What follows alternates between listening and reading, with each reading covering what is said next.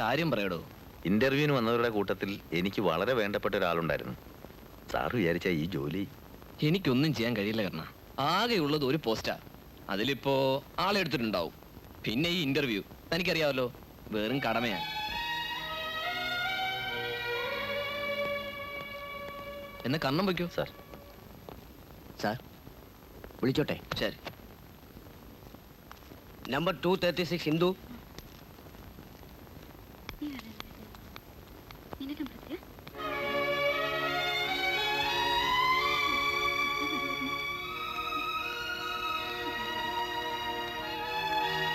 Good morning, sir. Morning. Take your seat. Your good name? I'm Indu.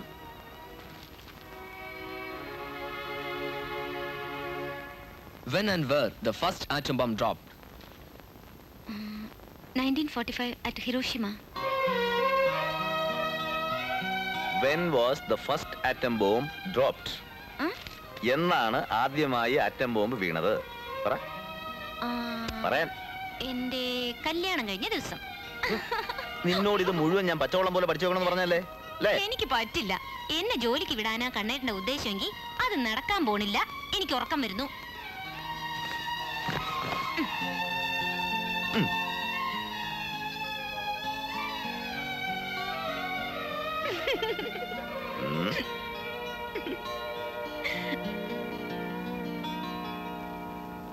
Well done.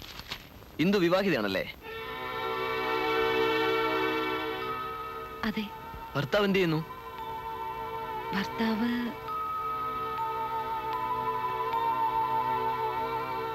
ഇല്ല.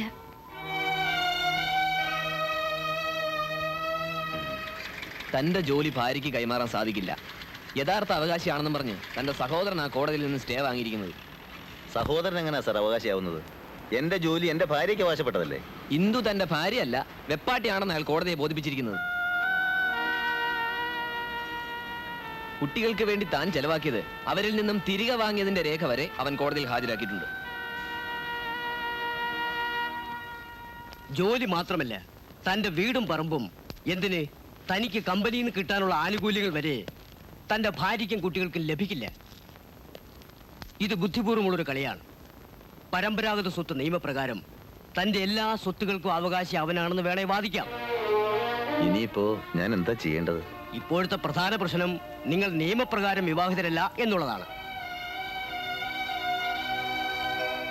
ഇതിനൊരേ ഒരു പോംവഴിയേ ഉള്ളൂ. നിയമപ്രകാരം നിങ്ങൾ വിവാഹിതരാകുക.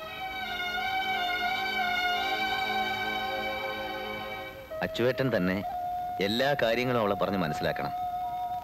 എത്രയും പെട്ടെന്ന് രജിസ്റ്റർ മാരേജ് നടത്തണം. അതിനിയും വൈകിക്കൂടാ.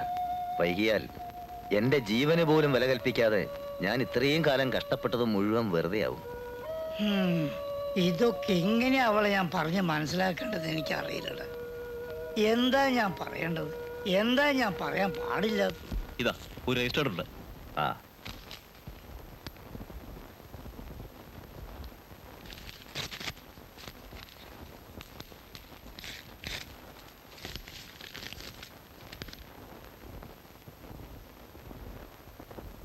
എന്താ? വക്കീൽ നോട്ടീസാ. അവൾക്ക് വിവാഹമോചനം വേണമെന്ന്, ജീവനാംശം വേണമെന്ന്. താൻ എന്താ പറഞ്ഞത്? രജിസ്റ്റർ മാരേജ് നടത്തണമെന്നോ? എടോ, ഈ വക അടവുകളൊന്നും എന്റെ അടുത്ത് നടക്കില്ല. ഇതൊക്കെ ഞാൻ കുറെ കണ്ടതാ. അതെ, നമ്മൾ തമ്മിലുള്ള കല്യാണക്കാരിയല്ല പറഞ്ഞത്, ഇവരുടെ കാര്യ.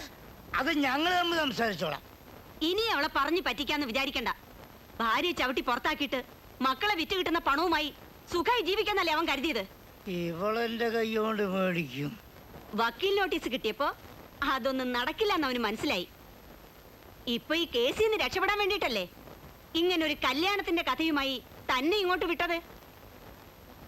ഇതേ അഡ്വക്കേറ്റ് മഹേശ്വരമ്മ ഇടപെട്ട കേസാ.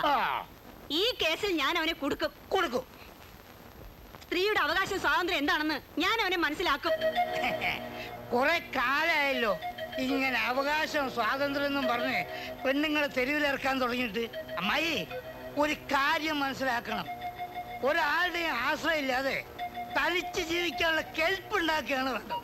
അല്ലാതെ 4 നേരം വിഴുങ്ങാൻ തരുന്ന ആണുങ്ങളുടെ മുഖത്ത് ചെളി വാരി ഇറങ്ങിട്ടല്ല. നിങ്ങൾ അമ്മായിമ്മയുടെ സമത്വ സ്വാതന്ത്ര്യം ഉണ്ടാക്കേണ്ടത്. മനസ്സിലായോ തള്ളേ? മോളെ, അച്ചോട്ടൻ പറയുന്നത് മോള് വിശ്വസിക്കണം. അവൻ ഇത്രയും നാള് കഷ്ടപ്പെട്ടുണ്ടാക്കിയത് നിനക്ക് കിട്ടാൻ വേണ്ടിയിട്ടാ പറയണത്. എനിക്ക് അങ്ങനെ അയാളുടെ ഔദാര്യങ്ങൾ ഒന്നും വേണ്ട. അവകാശപ്പെട്ടത് വാങ്ങാൻ എനിക്കറിയാം, നിയമപ്രകാരം തന്നെ. ഇത്രയും നാൾ എന്നിട്ട് കഷ്ടപ്പെടുത്തിയില്ലേ, അതിനൊക്കെ എനിക്ക് അയാളോട് ചോദിക്കണം. പ്രതിക്കുട്ടി കയറ്റി നിർത്തി എണ്ണി ചോദിക്കണം. അല്ലാതെ ഞാൻ അയാളെ വിടില്ല, ഒരു കാലത്തും വിടില്ല. അങ്ങനെയൊന്നും പറയരുത് മോളെ. നിനക്ക് അവനെ പറ്റി അറിയാഞ്ഞിട്ടാ. സത്യത്തിൽ അവൻ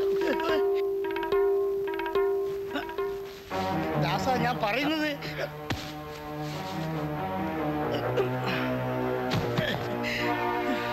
ആ പട്ടി കഴിവറയുടെ വക്കാലത്തുമായിട്ട് ഇനിയും മുറ്റത്ത് കാലുകുത്തിയാലുണ്ടല്ലോ, കുത്തി കുടലുമാല പുറത്തെടുക്കും ഞാൻ. ഓടാ, പോയി അവനോട് പറ, അവന്റെ ശവം പോലും കാണാൻ എന്റെ പെങ്ങള് വരില്ലെന്ന്.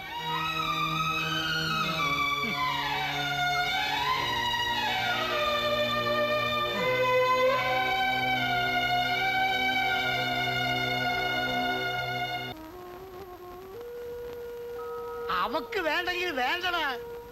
നീ എന്തിനാ ഈ നിധിയാക്കണ ഭൂത്തെ പോലെ ഇതും കെട്ടിപ്പിടിച്ചോണ്ടിരിക്കണത്? ഇതൊക്കെ അങ്ങോട്ട് വിൽക്കടാ. എനിക്കൊരു ഇത്തിരി മണ്ണുണ്ട്, അതും വിൽക്കാം. എന്നിട്ട് നമുക്ക് പോകാം. ബോംബെയിലോ ഡൽഹിയിലോ എവിടെ വേണമെങ്കിലും. 1% 1% നമുക്ക് ശ്രമിച്ചു നോക്കടാ.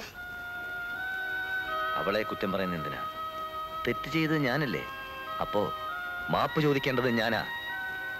ഞാൻ പോവാം, മാപ്പ് ചോദിക്കാം, വേണേ കാല് പിടിക്കാം.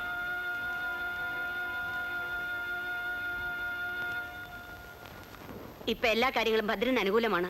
പക്ഷേ കർണനെ അധികം നാൾ ജീവിച്ചിരിക്കില്ല എന്നുള്ള വിവരം ഇന്ദു അറിയാൻ ഇടവരരുത്. He's a dying patient. അറിഞ്ഞാൽ ഇപ്പൊ അവനൊരു രജിസ്റ്റർ മാരേജിന് ശ്രമിക്കുന്നുണ്ട്. അത് നടക്കും. അത് നടന്നാൽ പിന്നെ ഭദ്രനെ എനിക്ക് സഹായിക്കാൻ കഴിയില്ല.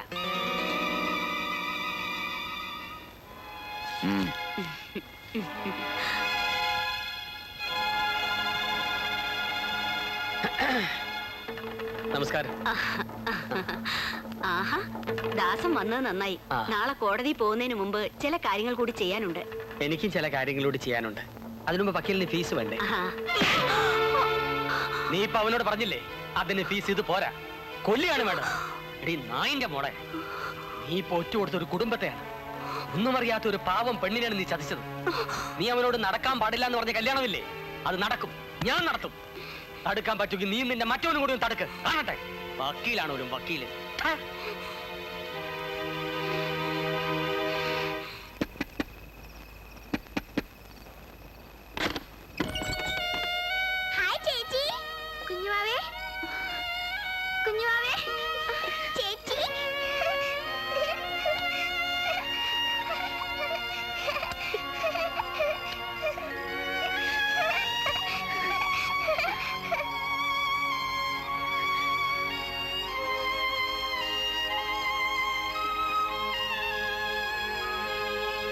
എന്തോ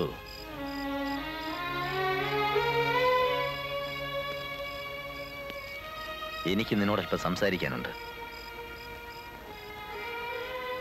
വേർപിരിയാനാണെങ്കിൽ അതിന് കോടതി കയറേണ്ട കാര്യമില്ല. നമ്മളെ ഒന്നിപ്പിച്ചത് കോടതിയല്ലല്ലോ, ദൈവമല്ലേ. ആ ദൈവം തന്നെ വിധിച്ചിട്ടുണ്ട് വേർപിരിയാനും. അതിനി ഒരുപാട് കാലമൊന്നും കാത്തിരിക്കേണ്ടി വരില്ല.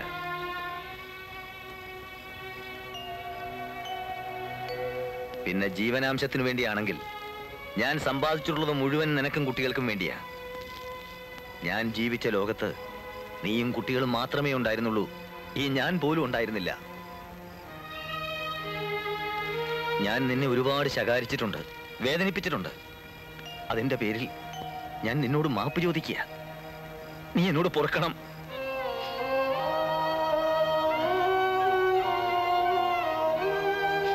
നീ ഉൾപ്പെടെ എല്ലാരും എന്നെ പറ്റി പറയുമായിരുന്നില്ലേ, അറുപിശുക്കൻ, അറുത്ത കൈക്ക് ഉപ്പ് തേക്കാത്തവൻ, ദുഷ്ടൻ, കണ്ണേട്ടൻ. അങ്ങനെയൊക്കെ ആയതാ മനഃപൂർവ്വം. അതുകൊണ്ടാ എനിക്ക് ഇത്രയെങ്കിലും ചെയ്യാൻ സാധിച്ചത്.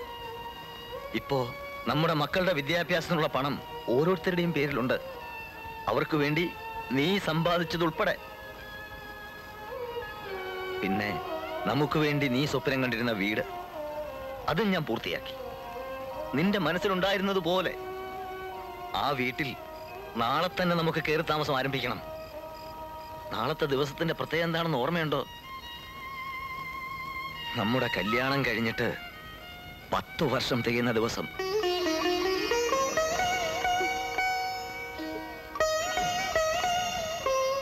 പക്ഷേ എല്ലാ അധികാരത്തോടും അവകാശത്തോടും കൂടി നിനക്ക് അവിടെ കയറണമെങ്കിൽ നിയമപ്രകാരം നാം വിവാഹിതരാവണം. ഈ ഒരാഗ്രഹം കൂടിയേ ഉള്ളൂ കണ്ണേട്ടൻ. ഇനി ഇതുകൂടി ഞാൻ പറയുന്നത് മോൾ അനുസരിക്കണം. പിന്നീട് ഒരിക്കലും നിന്നെ ബുദ്ധിമുട്ടിക്കാൻ ഞാൻ വരില്ല.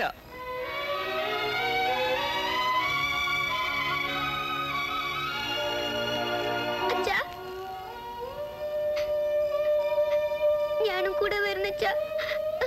വേണ്ട മോള് ഇനി ഇവിടെ നിന്നാ മതി. അപ്പൊ അച്ഛൻ അവിടെ ഒറ്റയ്ക്കാവില്ലേ?